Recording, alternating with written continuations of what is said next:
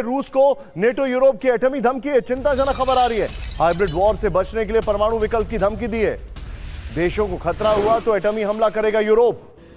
Wall street journal के हवाले से खबर है। और आपको पीछे से एक हंसी की आवाज सुनाई दी होगी, वो एक बहुत एक्सपीरियंस हंसी है। वो है दीपक वोरा सर की, जो पीछे से इसको एक एक्चुअली ये बड़ी इंटरेस्टिंग खबर है। रूस वर्सेस नेटो एटमी युद्ध की तैयारी, ये बड़ी इंटरेस्टिंग खबर है। देखिए, रूस को नेटो और यूरोप से एटमी खतरा है। हाइब्रिड वॉर से बचने के लिए परमाणु विकल्प की धमकी दी गई है। यूरोपियन इंटेलिजेंस के हवाले से वॉल स्ट्रीट जर्नल की रिपोर्ट आ रही है और इस पर रशिया का डिनायल भी आ चुका है।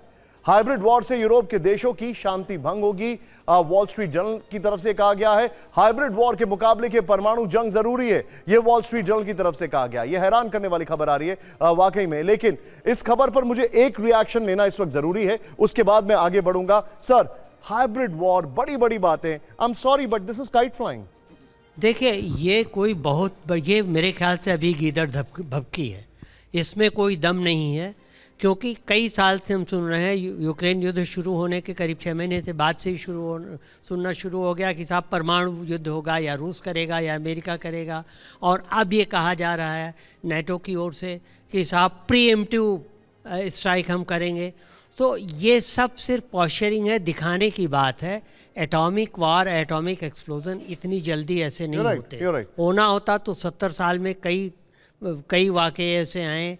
क्यूबा का वाक़या आया, नॉर्थ कोरिया का वाक़या आया, अफगानिस्तान आया, वियतनाम आया, लेकिन कभी ऐसा कुछ नहीं। एटॉमिक रूल्स तोड़ने वाला मुल्क की धमकी, उसके ही अखबारों से खबर आ रही है। मैं बात कर रहा हूँ अमेरिका की। हमारे साथ जो खास मेहमान रशिया से, मैं उनके पास जाऊंगा। मैम, आप म्यूजिशियन हैं, राइट? और जब हम बात कर रहे हैं म्यूजिक की, जब हम बात कर रहे हैं कल्चर की, सभी भारतीय ये जानना चाहेंगे कि इस लेवल पर रिलेशंस कैसे बढ़ाए जाएं, क्या किया जाए? What are your suggestions? Suggestion, we should do some cultural events together, like some sangam, like a Russian Indian. मुझे इस बात की जानकारी नहीं है, लेकिन क्या हम कुछ कल्चरल इवेंट्स करते हैं? क्या हम कुछ कल्चरल इवेंट्स करते हैं? हाँ, बिल्कुल। Russian culture centres, we have 5 culture centres in India, and we always, बहुत लोग बुलाते हैं ग्रुप्स को, like ballet, Russian ballet, encourage करना चाहिए, क्योंकि बहुत इंटरेस्ट है। इंडियन जो बहुत पसंद करते हैं रशियन डांस, रशियन। मुझे याद है कि वाजपेयी जी की एक लाइन थी, वो अक्सर former prime minister of India, Bharat Ratna Vajpayee ji, he used to say कि अगर देशों को नज़दीक लाना है तो उनके बीच में पीपल टू पीपल कॉन्टैक्ट और कल्चरल रिलेशंस बढ़ाने चाहिए। What are your suggestions for that? If you want to suggest anything to prime minister Modi and Putin to bring the cultural relations even closer, what will you suggest? I suggest to do what the person wants to get himself, so that he should do for others. Okay. Because I myself doing ये तो बड़ा philosophical हो गया, but lots of volunteering and charity, so I myself do everything from my heart. So whatever your heart suggests for you, so you should do that. मेरे पास इस वक्त एक बड़ी खबर आ रही है, दिखाइए जरा। रूस के सैन्य ठिकानों पर यूक्रेन के हमले, इस वक्त की बड़ी खबर। ये देखें, यूक्रेन का ये अटैक हुआ है रूस के सैन्य इलाकों पर। ये इस वक्त की बड़ी खबर आपके सामने आ रही है। अटैक में रूस के सैन्य ठिकाने तबाह हुए। एक और बड़ी खबर, ब्रेक करिए जरा, अगली ब्रेकिंग दिखाइए। इस वक्त की एक और बड़ी खबर आ रही है। देखिए, वॉर जोन में अभी भी चीजें चल रही हैं। क्रीमिया में यूक्रेन का टारगेटेड अटैक, ये बड़ी खबर है। क्रीमिया, क्योंकि जब नेगोशिएशन चल रहे हैं तो रशिया का एक कंडीशन ये है कि क्रीमिया को रिकॉग्नाइज किया जाए, दैट्स पार्ट ऑफ रशिया। 2014 में वहीं से चीजें गड़बड़ाई थी, लेकिन जब तक एंजेला मर्केल थी तब तक चीजें काफी हद तक कंट्रोल थी।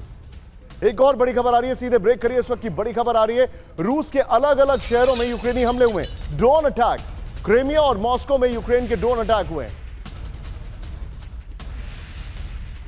यह हैरान करने वाली खबर आ रही है। यूक्रेन का बारूदी प्रहार, 5 एयरपोर्ट पे हाहाकार, यह बड़ी खबर है। रूस में लगातार 10 घंटे से हमले कर रहा है यूक्रेन, बड़ी खबर। यूक्रेन के टारगेट पर है रूस के 5 बड़े एयरपोर्ट्स, यह बड़ी खबर है। जो अलग अलग एयरपोर्ट हैं आपकी स्क्रीन पर उनके नाम है। नेक्स्ट पॉइंट दिखाइए। जो जानकारी इस वक्त आ रही है, ग्रोजनी तांबोव एयरपोर्ट पर भी यूक्रेनी हमले हुए हैं। हमलों के बाद रूस ने एयरपोर्ट को बंद कर दिया है। यूक्रेनी हमलों के बाद अलर्ट मोड में आया रूस। मैं यहां पर सीधे चलूंगा एम्बेसडर दीपक वोरा सर के पास। सर एक बात बताइए, रशिया के डीप इनसाइड बगैर अमेरिका के इंटेल के हमले हो ही नहीं सकते हैं।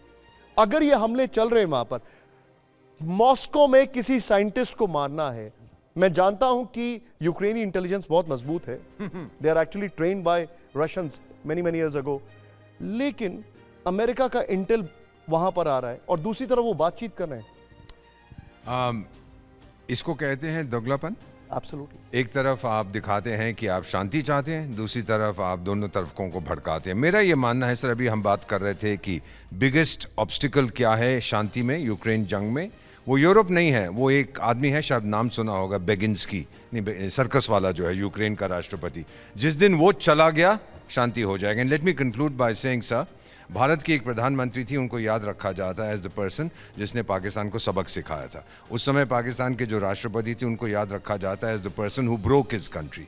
बेगिंस्की will be remembered as the person who destroyed his country, not as the person who humiliated Russia. Manju ma'am,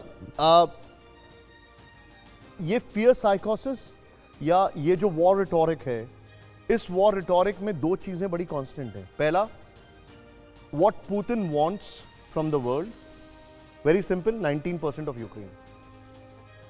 दूसरी चीज, he is made it very very clear कि मैं कभी भी नेटो पे हमला नहीं करूंगा, मल्टीपल टाइम्स। अब इसमें भारत का रोल, भारत के सभी से संबंध अच्छे हैं, अमेरिका से थोड़े फ्लिप फ्लॉप चल रहे हैं, बट अमेरिका के ऊपर तो कोई भी ट्रस्ट नहीं कर रहा है। ये बातचीत इस दिशा में कहां पे आगे बढ़ेगी? हम जैसे आप देख रहे हैं यूक्रेन में जो हो रहा है, यूक्रेन और रूस के बीच में जो हो रहा है, वो मुझे ऐसे लग रहा है कि यूक्रेन शांति चाहता ही नहीं है। और ऐसे the way they are behaving, ऐसे लग रहा है बिल्कुल they don't want peace. And Europe I think has become very active in encouraging Ukraine to बिल्कुल ये वॉर को जारी रखिए।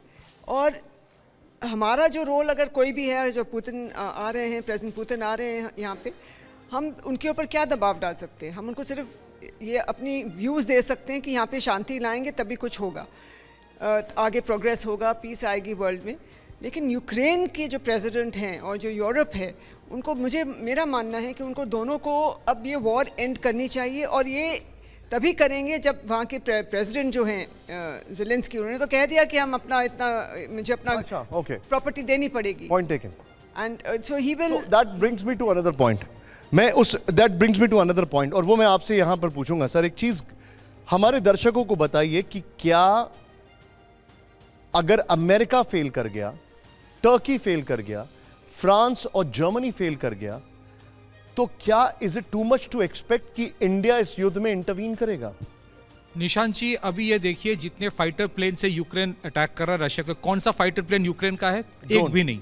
ड्रोन्स, फाइटर प्लेन्स कुछ भी यूक्रेन का नहीं है।